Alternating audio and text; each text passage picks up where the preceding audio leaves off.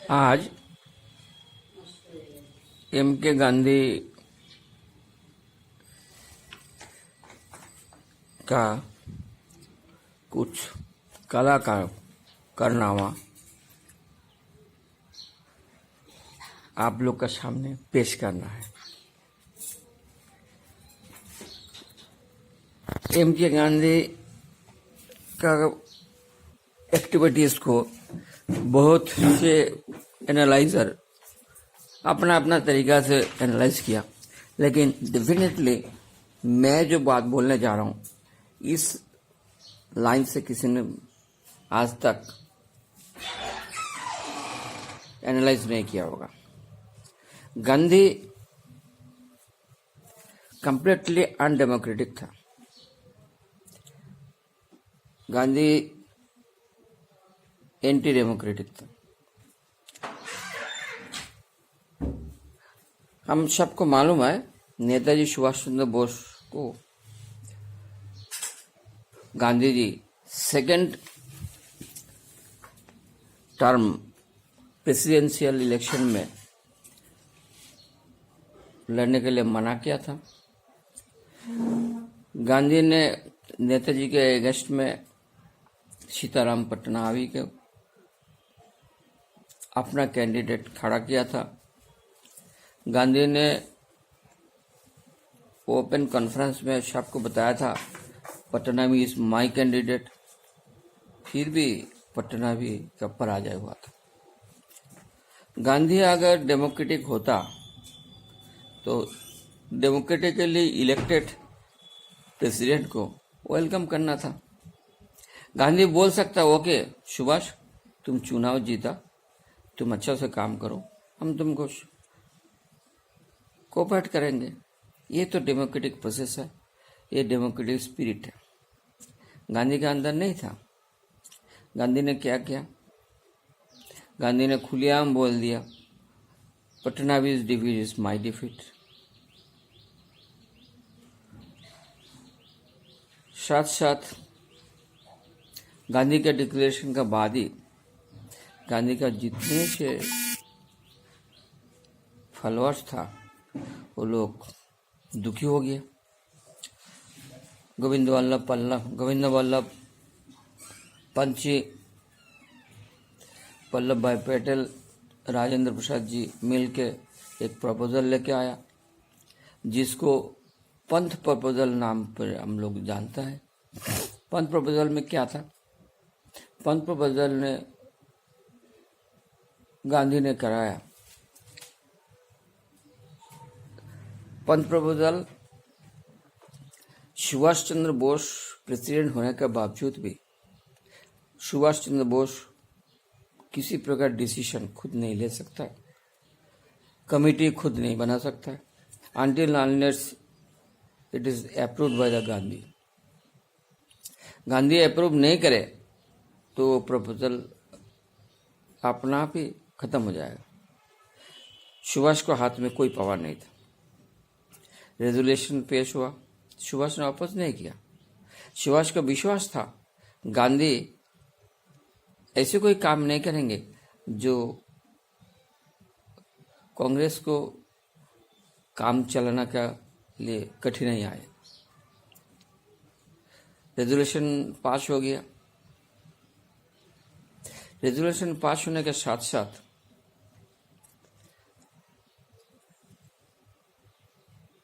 गांधी ने कृपालिनी को सेक्रेटरी बना दी। जो कृपालिनी नेताजी का कुछ भी बात नहीं मानता था। नेताजी जो बात करता था उसके अगेंस्ट में काम करता था और नेताजी जो भी कमेटी का प्रपोजल गांधी को देता, गांधी उसको टर्न डाउन कर देता। अल्टीमेटली कांग्रेस में काम करना ही नेताजी के लिए बहुत मुश्किल हो गया था। ऐसे हालत पैदा कर दिया था गांधी ने। नेताजी मजबूर होके 4 जनवरी 1939 में कलकत्ता में महाजादी सदन का मीटिंग में रेजिग्नेशन सबमिट कर दिया। नेताजी के पास में कोई चारा नहीं था। गांधी ने इन एक डेमोक्रेटिक वे से इलेक्टेड प्रेसिडेंट को रेजिग्नेशन देने में मजबूर किया, फंक्शनिंग नहीं करने दिया। फिर क्या ये गांधी का डेमोक्रेसी के ऊपर विश्वास है, ऐसे आपको लगता है? गांधी का अगर डेमोक्रेसी को विश्वास होता तो एक इलेक्टेड प्रेसिडेंट को काम करने देता। गांधी एंटी डेमोक्रेटिक था। आज कांग्रेसी लोग बोलते हैं डेमोक्रेसी मुझे सीखो, हमने डेमोक्रेटिक सीखा है। अरे तुम्हारा जो नींव है मेन है गांधी, वही डेमोक्रेसी को ऑनर नहीं करता था, वही खुद डिक्टेटर जैसे काम करता था। उन्होंने राजेंद्र प्रसाद को इंटरिम प्रेसिडेंट बना दिया गांधी ने। राजेंद्र प्रसाद कृपाली ने ये लोग चलाने लग गया अपना तरीका से। नेताजी को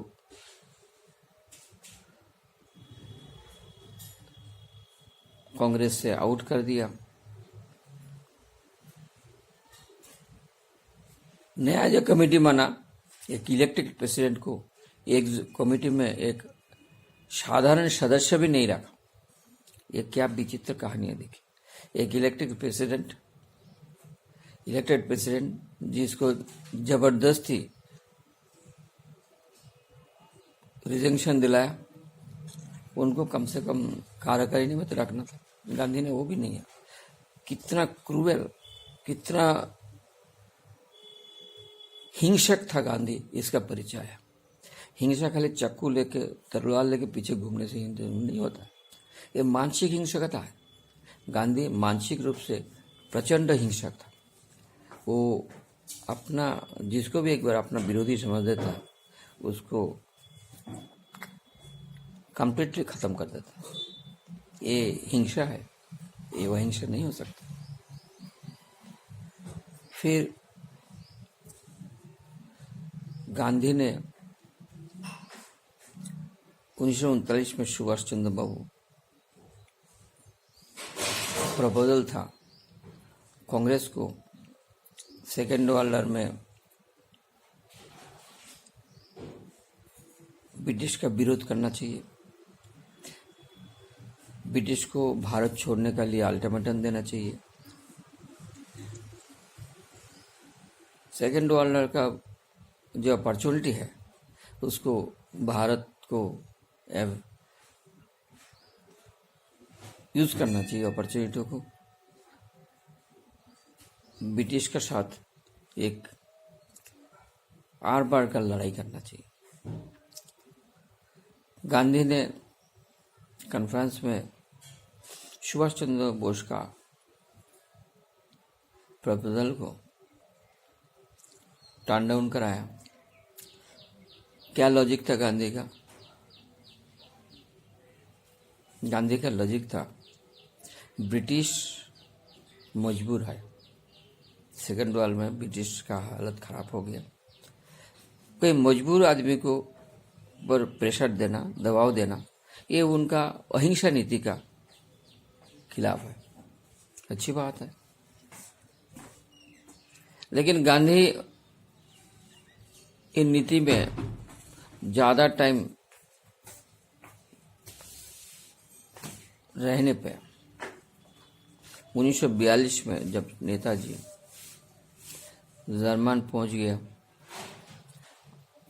आज़ाद हिंद सरकार का गठन हो गया, आज़ाद हिंद फौज का गठन हो गया, आज़ाद हिंद रेडियो से बार बार अनाउंस होने लगा। गांधी को लगा नेताजी अगर आईएनए को लेके भारत में आया, भारत में ब्रिटिश का सत्ता पलटी करके आज़ाद हिंद सरकार का हुकूमत कायम हो गया, तो गांधी का नेतागिरी खत्म हो जाएगा, जवाहरलाल का नेतागिरी खत्म हो जाएगा। ये लोग अपना दुकान बंद होने का डर से 1942 में भारत छोड़ो आंदोलन का नाटक किया। हाँ, मैं इसको नाटक बोल रहा हूँ। नाटक इसलिए बोल रहा हूँ इसका यथेष्ट कारण भी है। 8 अगस्त कांग्रेस में भारत छोड़ो क्विट इंडिया मूवमेंट का रेजोल्यूशन पास हुआ। 9 तारीख से आंदोलन छेड़ना था। आमतौर पे जब इस तरह बड़ा आंदोलन होता है, लीडर्स लोग कोई सेफ प्लेस में चला जाता है, जैसे पुलिस इजीली उनको पकड़ ना पाए, और कोई सेफ प्लेस से आंदोलन को रूपरेखा तैयार करता है, आंदोलन का संचालन करता है, डायरेक्टिव्स देते रहता है। लेकिन गांधी ने ठीक उसका विपरीत किया। 8 तारीख की घोषणा के बाद 9 तारीख सुबह कांग्रेस का प्रथम शरीर जितना भी लीडर था सब ब्रिटिश पुलिस का गाड़ी में बैठ के ब्रिटिश का गेस्ट हाउस में चला गया। हाँ, गेस्ट हाउस था, उन लोग को जेल नहीं होता। ये लोग को इतना आराम में रखता था, आराम में रहता था, खाना पीना। गांधी का मोनू भाई जिसी लड़की का साथ आध्यात्मिक प्रैक्टिस नेकेड हो गए, वो सब उनका कंटिन्यू होता। इतना फैसिलिटी कहाँ मिलेगा? आप गेस्ट हाउस में ही मिल सकता है, ये जेल नहीं हो सकता। गांधी प्रथम बेंच का सब लीडर एक साथ में ब्रिटिश का अतिथि बन गया, और 42 का आंदोलन भारत में नेतृत्व का अभाव में खत्म होगा। भारत छोड़ो आंदोलन का शुरू 9 अगस्त 1942 में हुआ, ये सबका मालूम है। लेकिन भारत छोड़ो आंदोलन का खत्म कब हुआ ये किसी को मालूम नहीं है। ना ही ये आंदोलन कोई पैक्ट होके, कोई एग्रीमेंट होके, कोई समझौता का तरफ खत्म हुआ। लोकल लीडरशिप जहाँ भी है अपना अपना कैपेसिटी के अनुसार आंदोलन किया, मारा, बहुत आदमी शहीद भी हुआ। लेकिन उसमें गांधी का कोई योगदान नहीं था। गांधी ने तो अपना गेस्ट हाउस में आराम से दिन बिताया। 42 का आंदोलन में मेरा प्रश्न है, जब 39 में गांधी को लग रहा था ब्रिटिश मजबूर है, ब्रिटिश के मजबूरी में ब्रिटिश को परेशान नहीं करना चाहिए। 42 में ब्रिटिश का कौन सा सुख का दिन था? 42 में तो ब्रिटिश का मजबूरी और बढ़ गया था। वर्ल्ड वॉर पीक टाइम में था। वर्ल्ड वॉर तो 1945 में 18 अगस्त में जाकर खत्म हुआ। तो वर्ल्ड वॉर भी खत्म नहीं हुआ था, वर्ल्ड वॉर पीक टाइम में था। ब्रिटिश का राज में ब्रिटिश बहुत से फील्ड ब्रिटिश हार चुका था, ब्रिटिश का राज पतन होने लग गया था। तो वो उसी क्रूशियल पीरियड में 42 में ब्रिटिश के अगेंस्ट में गांधी का क्या मजबूरी था 42 का आंदोलन छेड़ने के लिए? अगर छेड़ा ही है 39 में मना क्यों किया था? इसी कारण में है। गांधी को समझ में आ गया था अगर नेताजी सत्ता में आ गया आईएनए के साथ, तो गांधी को बापूजी और नेहरू के चाचा जी बोलने वाला कोई नहीं मिलेगा, गांधी को पोल पुट्टी खोल जाएगा। इसलिए गांधी ने एक षड्यंत्र किया आईएनए के खिलाफ में। 42 का आंदोलन एगेंस्ट ब्रिटिश नहीं था, 42 का आंदोलन था एगेंस्ट नेताजी, एगेंस्ट आईएनए। ये लोग स्लोगन देता था जापानी का हटाओ, कांग्रेसी लोग। ये लोग का हिम्मत नहीं था नेताजी का हटाओ बोलने का, तो इनडायरेक्टली जापानी हटाओ बोलता था। और ऐसे प्रचार का अंडरग्राउंड ऐसे प्रचार करता था। नेताजी जापान का साथ में बिक गया। तो ये दुष्प्रचार का साथ गांधी ने घृणीय राजनीति षड्यंत्र किया भारत का आजादी के अगेंस्ट में। ये भारत छोड़ो आंदोलन एक षड्यंत्र कॉन्स्पिरेसी था गांधी का अगेंस्ट फ्रीडम मूवमेंट।